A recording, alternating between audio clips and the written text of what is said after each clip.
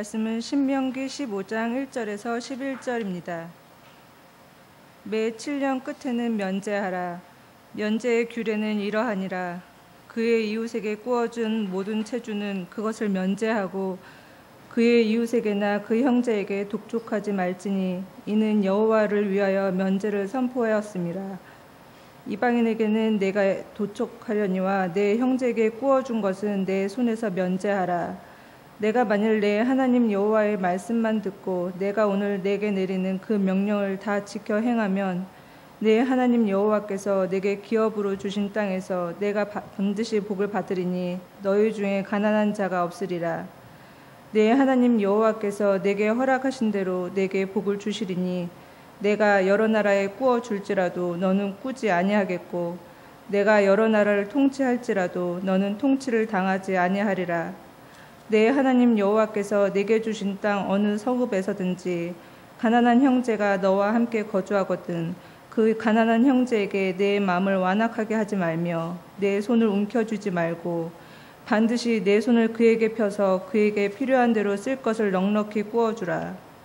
삼가 너는 마음에 악한 생각을 품지 말라. 곧 이르기를 일곱째 해 면제년이 가까이 왔다 하고 내 궁핍한 형제를 악한 눈으로 바라보며 아무것도 주지 아니하면 그가 너를 여호와께 호소하리니 그것이 내게 죄가 되리라. 너는 반드시 그에게 줄 것이요 줄 때에는 아끼는 마음을 품지 말 것이라. 이로 말미암아 내 하나님 여호와께서 내가 하는 모든 일과 내 손이 닿는 모든 일에 내게 복을 주시리라. 땅에는 언제든지 가난한 자가 그치지 아니하겠으므로 내가 내게 명령하여 이르노니 너는 반드시 내 땅 안에 내 형제 중 곤란한 자와 궁핍한 자에게 내 손을 펼치니라.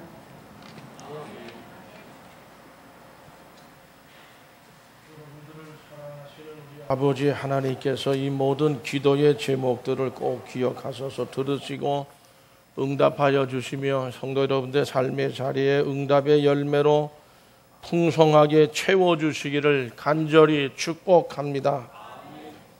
성도 여러분, 다음 주일에는 우리가 그렇게 많은 분들이 즐거워 기뻐하는 추석 명절입니다. 그러면서도 아마도 금년도 역시 귀양 행렬로 그저 온 나라가 법속되지 않을까 하는 생각이 들고 도로마다 차량으로 뒤덮일 것이라는 생각이 듭니다. 저는 늘 이런 구정 때나 이런 어떤 신정 때나 뭐 이런 때 차량 움직임 보면서 또 이제 어떤 교통사고로 얼마나 많은 사람들이 사망을 할까. 참 목숨들을 걸고 다닌다는 말이죠. 어쨌든 그렇게 법적서다 보면 단풍 소식도 이제 올 것이라고 보고 그러다 보면 10월이 아마 되고 그 다음엔 어떨까요? 겨울이라는 계절을 준비해야 할 것 같습니다. 주님의 사랑의 손길이 이 가을에도 변함없이 함께 하시고 우리에게 큰 기쁨으로 넘치는 말씀의 은혜와 능력으로 풍성케 하여 주시기를 간절히 축복합니다. 성도 여러분, 지난주에는 우리가 드리는 11조 헌금에 대해서 그 11조를 왜 하라고 하셨느냐? 성도들이 나눔의 손으로 살아가게 하기 위해서 그것이 성도의 삶이라는 그런 뜻으로 해석을 하면서 말씀의 은혜를 함께 나누었습니다. 오늘 본문 말씀에서는 빚진 자들에 대한 빚에 대한 얘기인데 부채지요. 근데 거기 빚을 탕감에 대한 말씀을 하신 말씀인데 하나님께서 명령을 하셨고 성도 여러분, 그런 가운데 우리가 새로운 이해를 통해서 함께 말씀의 은혜를 나누고자 합니다. 11조 나눔의 손으로 살아가는 11조 생활에서도 이거 의무 사항이었고 오늘 이 말씀도 이 탕감의 문제도 이게 의무 사항으로 되어 있어요. 오늘 말씀에서도 그렇게 되어 있지 않습니까? 그렇게 가난하고 이렇게 연약함이 있는데 그걸 도와주지 않으면 나중에 그들이 호소할 때 그 값을 누구한테? 돕지 않은 사람에게 그 죄를 묻겠다. 하나님께서 이게 의무 사항이라는 거란 말씀이죠. 많은 사람이 빚의 문제로 인해서 많은 고통을 받고 있는 것이 사실이고 스스로의 힘으로 빚을 갚을 수 없을 때는 정말 정신적으로는 모든 형편이 고통스럽고 정상적인 하루하루 생활이 매우 어려워질 수밖에 없을 겁니다. 이런 상황에서 만일 누군가가 빚을 탕감해 주거나 대신 갚아준다든지 아니면 뭐 좀 무이자로 빌려줘서라도 그런 일들을 한다고 하면 그 은혜는 말로 표현할 수 없을 정도로 참 고마울 것입니다.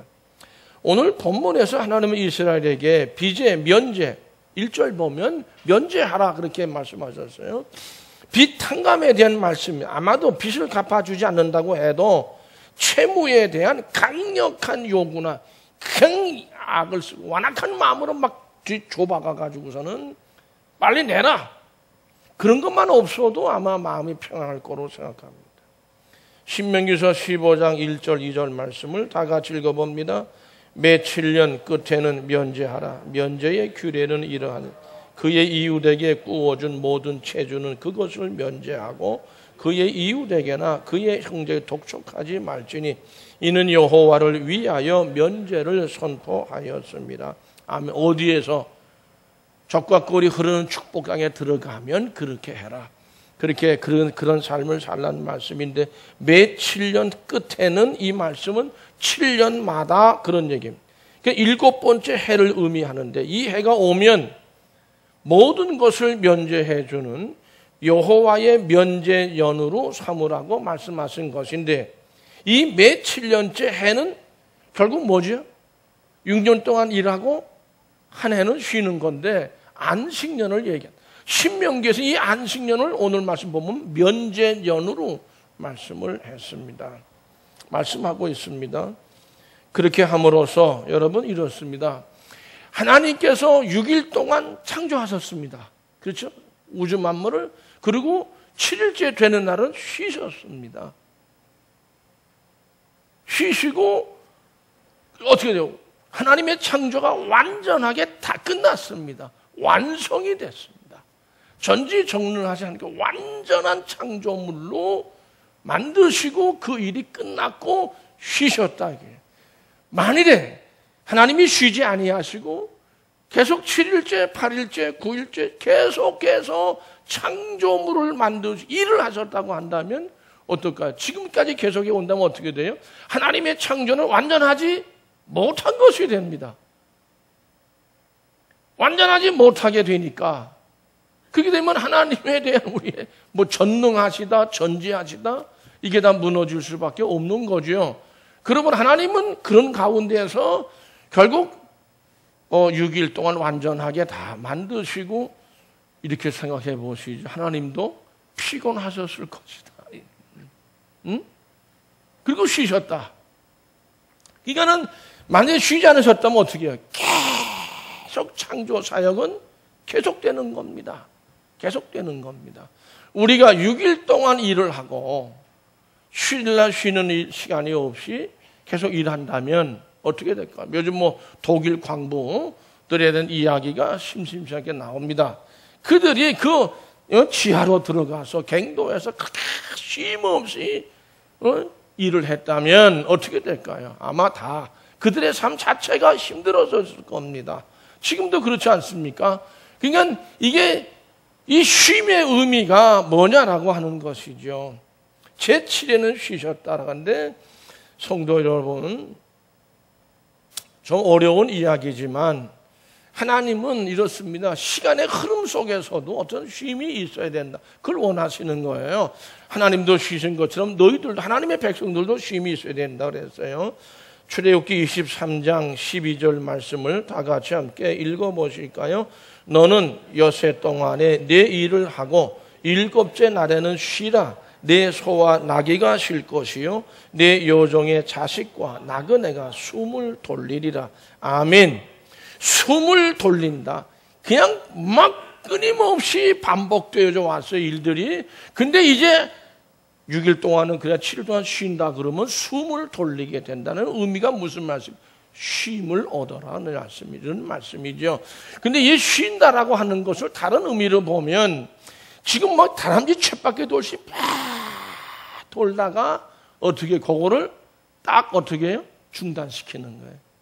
이걸 되게 이렇게 표현합니다. 단절이라고 해요. 지금까지 그냥 거침없이 그러다가 단절. 단절이 그게 뭐냐면 오늘 말씀하면 쉼이라고 하는 거예요. 숨을 좀 돌리고 우리가 뭐 바쁘고 막 이렇게 일하면 야 이제 좀 숨 좀 돌리고 하자 그러지 않습니까? 이걸 지금까지 막 이게 순환되어져 오는 거죠. 막 계속 요거를 탁 단절을 하고 쉬고 그렇게 되는 거예요. 그러니까 오늘 이 말씀을 보면 그렇습니다.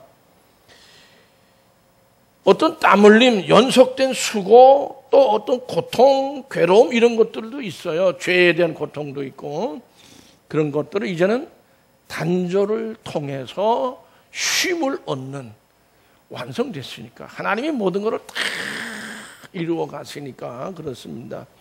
이러한 면은요 우리가 독생자 예수님을 이 땅에 보내신 목적이 뭐예요?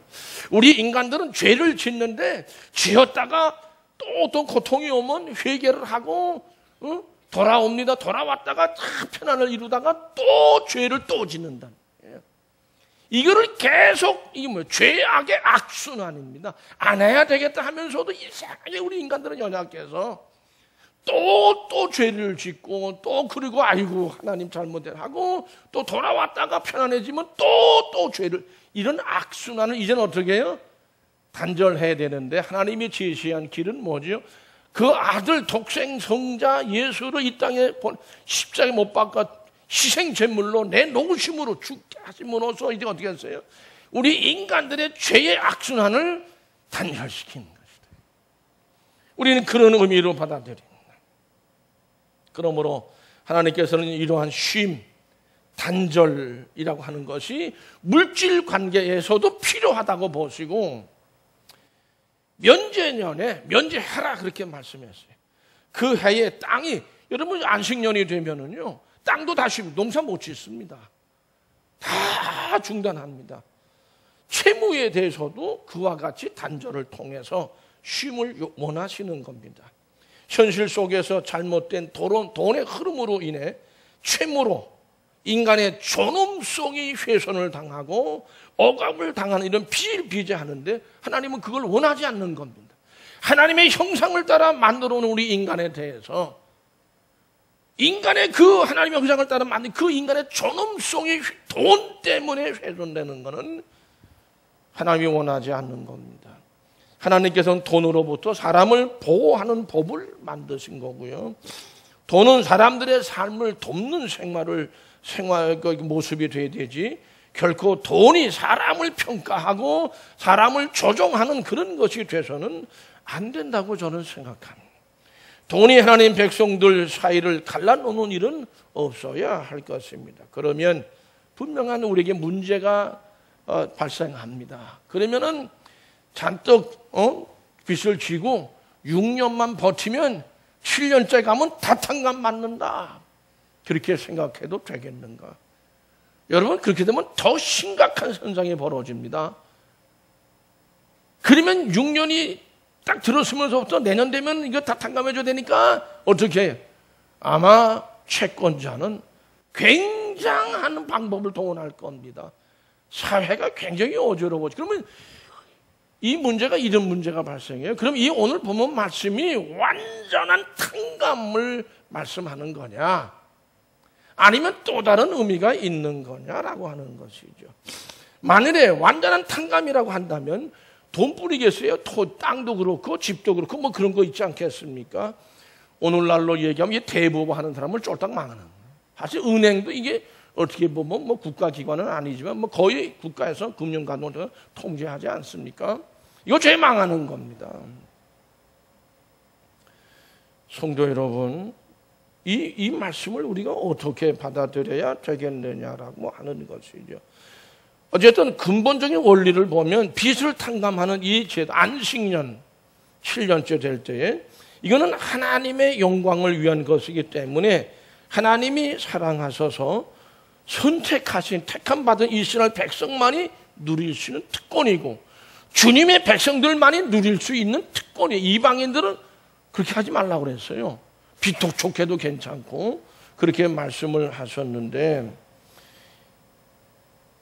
그러므로 2절 말씀을 보면 면제의 규례는 이러하니라 그의 이웃에게 꾸어준 모든 체주는 그것을 면제하고 그의 이웃에게나 그 형제에게 독촉하지 그의 이웃에게 그하고 같이 뭔가 같이 있었던 사람들에게도 다 포함되는 거예요.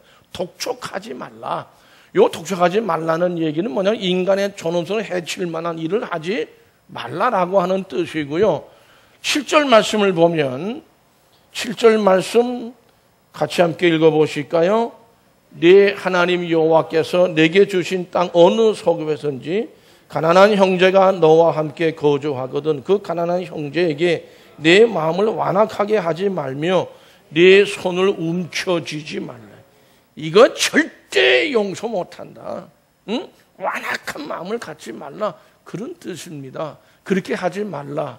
이건 독촉하거나 그런 어떤 완악한 마음을 품지 말라 이런 말씀들을 미뤄볼 때 많은 학자들은 완전한 부채된 탕감이라고 보지를 않고 그렇게 보지 않습니다. 독촉, 인간성을 상실하고 막 독촉하고 가진 뭐 폭력을 동원한다든지 뭐 이거 동원해서 막 그냥 죽일 듯이 덤벼드는 그런 거를 어떻게 해라? 1년 동안, 안식년 동안 쉬어라. 많은 학자들은 이걸 그렇게 받아들이고 있습니다. 완전한 탕감은 아니라는 거죠, 이것이. 하나님께서는 안식년에는 농사도 못 져요. 아무것도 못해요, 이 사람들은. 아무런 수확도 거둘 수 없어요. 근데 가난해, 없어.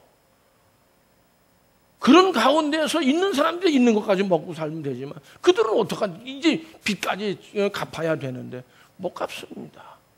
그러니까 이렇게 규례를 정해놓으신 거예요. 어떡하냐, 그 사람 안식년도 쉬어야 되는데 아무것도 일을 못하는데.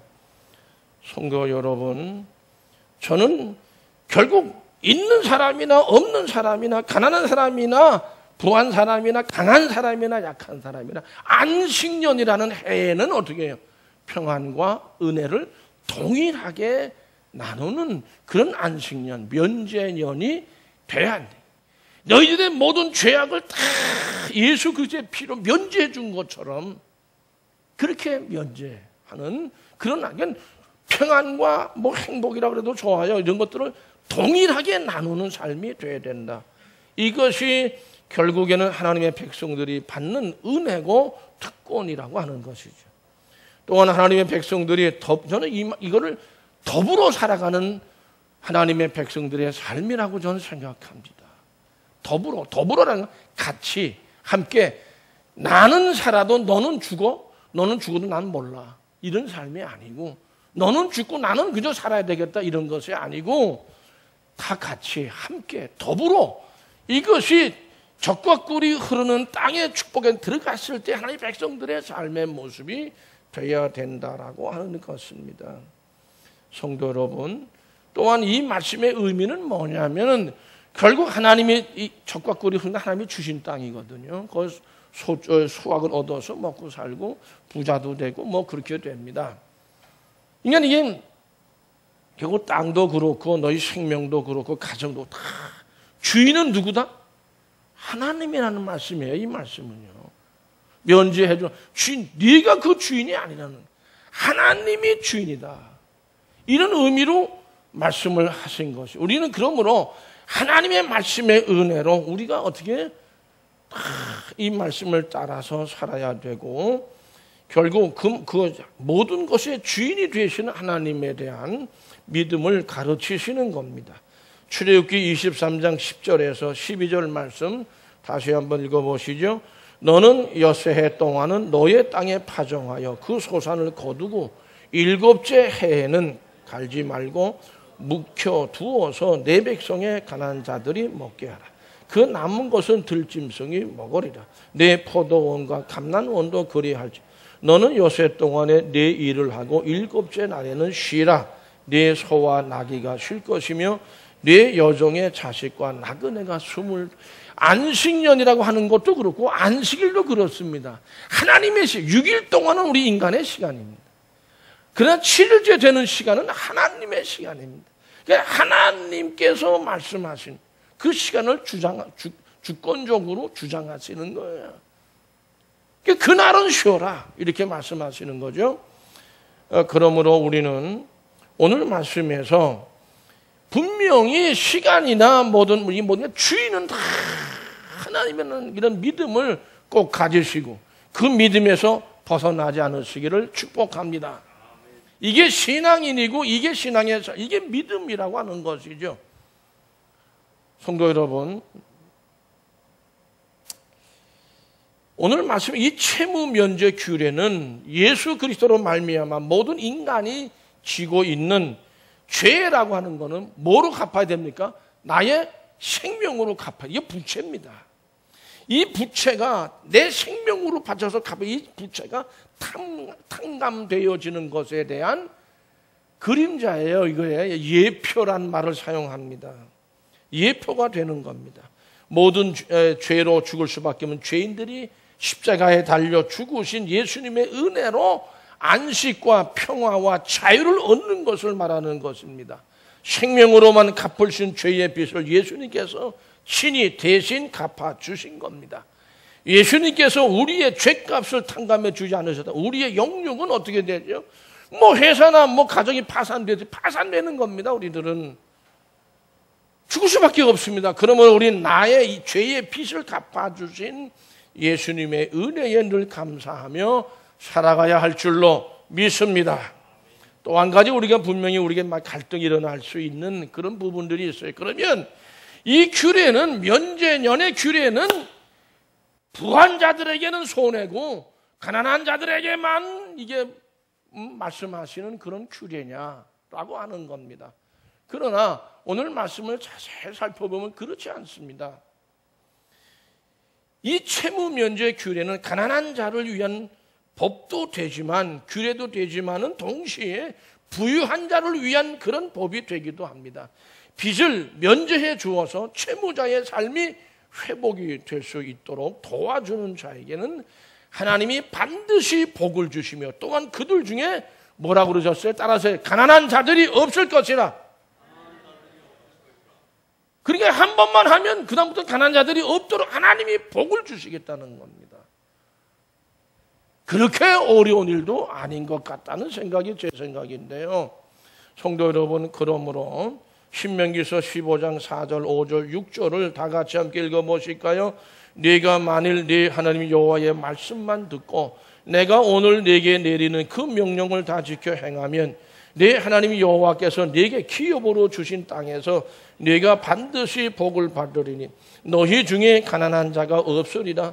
네 하나님 여호와께서 네게 허락하신 대로 네게 복을 주시리니 내가 여러 나라에 꾸어 줄지라도 너는 꾸지 않. 네가 여러 나라를 통치할지라도 너는 통치를 당하지 아니라. 민족과 국가가 강해져 가지고 이렇게 되면 그들의 지배를 받고 정복을 하고 그런 일도 없게 될 것이라. 이 사실을 꼭 믿고 의지하시기를 축복합니다. 그러면 이제 가난한 빚을 진 사람들 나는 빚 안 갚아도 되겠다. 갚아야지. 왜 안 갚아요? 근데 한 번 안 갚으면 그 사람은 어떻게 죽을 때까지 남한테 돈 못 빌려.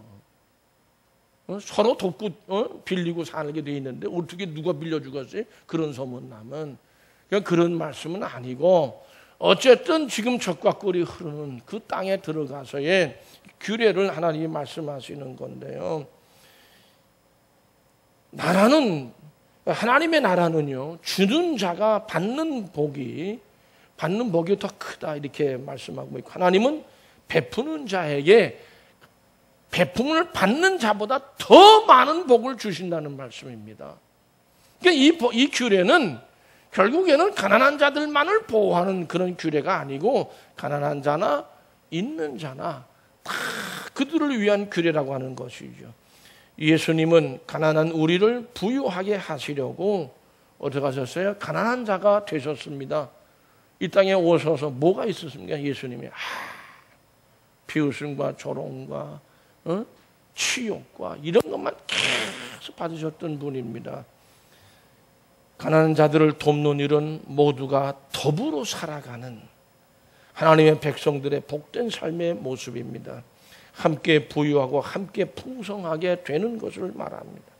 하나님의 마음을 품고 사랑을 나누며 더불어 살아가는 하나님의 백성들이 다 되실 수 있기를 간절히 축복합니다. 기도하시겠습니다. 더불어 살아가